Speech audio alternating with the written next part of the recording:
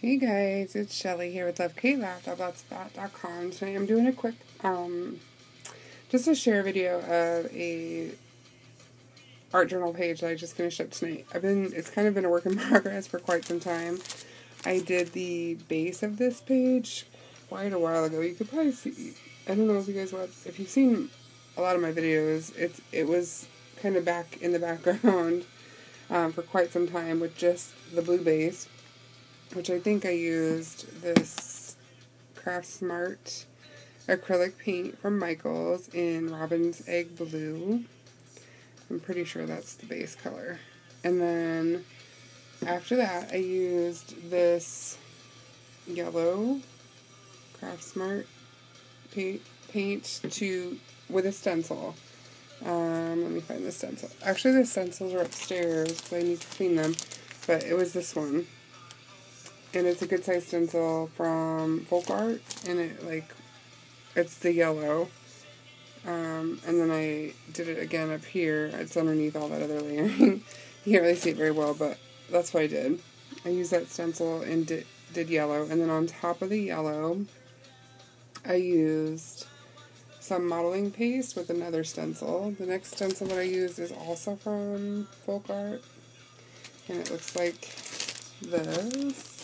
It's that butterfly with the two flowers, and it's here, so it's two flowers, not butterfly, and I used modeling paste on that. I had not used modeling paste prior to this page, so it was kind of a learning curve for me. I didn't really think about what I was doing. I just kind of wanted to try it out and kind of play with it for a little while and see, kind of learn on my own, kind of what worked for me and what didn't, and what I liked about it and what I didn't. So had I realized I could mix this with color, with paints to make it the different colors, I may have done that. Now, it might be tricky with a stencil to do that. I'm not sure. I'll have to try that another time, but I did it just in white, and then I colored it all in with paints. Once I did that, my little niece came over the other day, and in my last haul video, you may have seen this in the background too.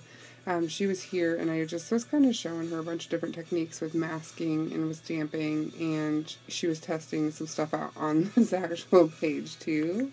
So it was kind of taking a very messy direction, and wasn't real crazy about it, but she did a lot of stamping. We both did. I was showing her kind of how to do stuff, and then she was practicing on here.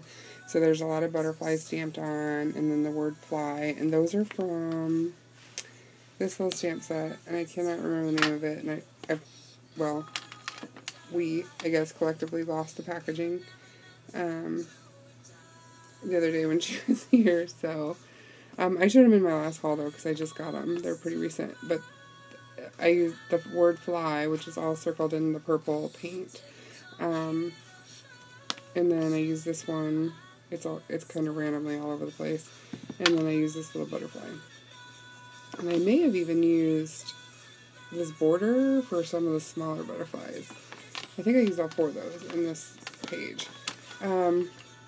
So when she was here, she wanted to see the modeling paste, so I went ahead and pulled out another stencil, which it's a Balzar Designs, the Crafters Workshop, it's not in there, but it's these clouds up here. It's a 6x6 template, and I love it, and those clouds are super cute.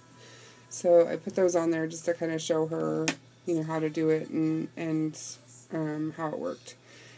She's in the process of doing a canvas, and I don't think she's decided yet or not whether she's going to do the modeling paste or not.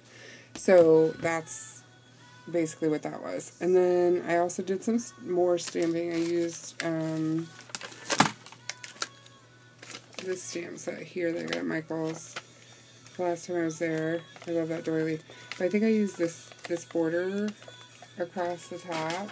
You can barely see it because it's underneath the clouds, but it's there. And then, let's see. Oh, while she was here too, I showed her masking, and so I used this chevron mask down here. I don't know if you can even see it, but I did it in several different colors down there.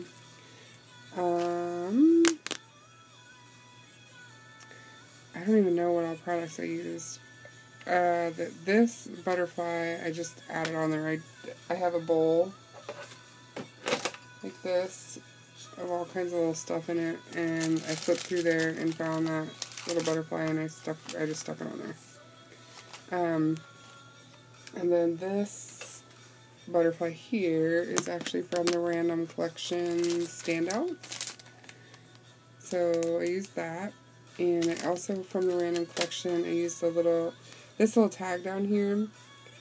You know the cover sheet when you buy a collection of paper, it shows a little strip of each of the papers. I cut them all out of that cover that basically shows the details of the papers on its. So you know, I don't know, but I cut them out of that page. It's like the cover of the collection. It has a little sample of each of the papers. And I cut them out, and that's what this little date stamp is. I've decided to start date stamping my art journal pages, just because, you know, it didn't occur to me originally to start doing that because, I mean, I'm new to this, so it just didn't even occur to me that there's someday in the future that I'm going to look back at these, because I'm so new to it that it just didn't think of it. So that's what that is. I used my, I think I used the Smash, yeah, I did. I used the Smash stamp to put the date on there. And that trim is a little piece of the Random Collection trim in the pink and white. Looks like this.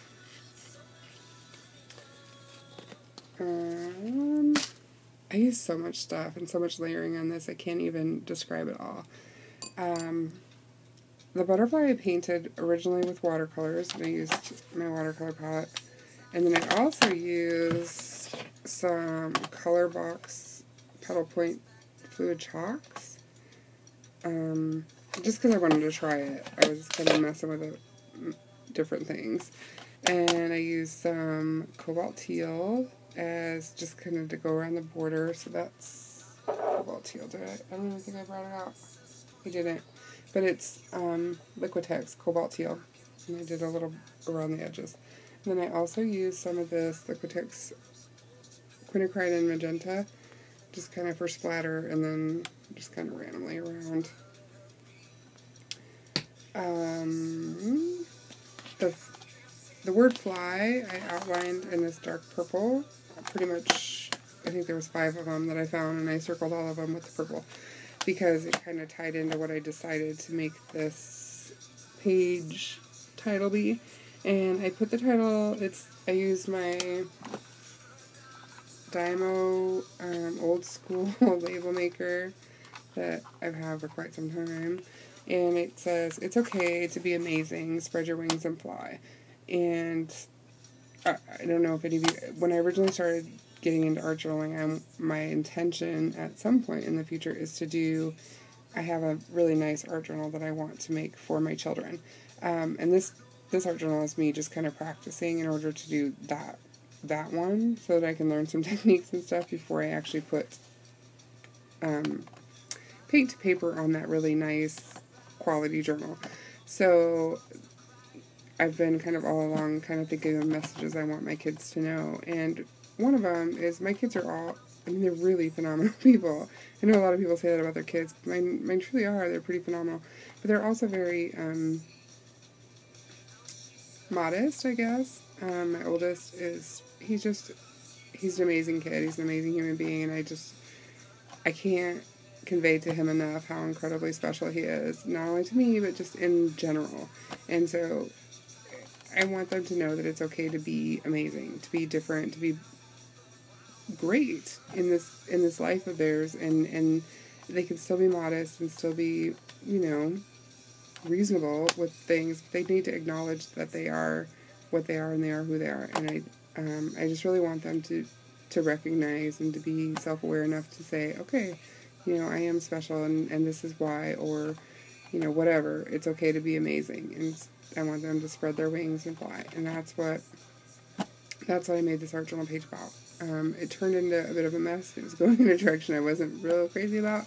But I really am truly kind of happy with how it turned out. Now, it's a little overdone, obviously, because I was using it as kind of a, well, tutorial for myself and as well as my little niece, so it got a little messier than even I think it would have if it had just been me doing it, but, you know, that's neither here nor there. I want her to be amazing, too, and I want her to spread her wings and fly. My niece, I mean, so, you know, it's okay. I really love where it went, and I love how it turned out, and I'm happy. I'm happy with it.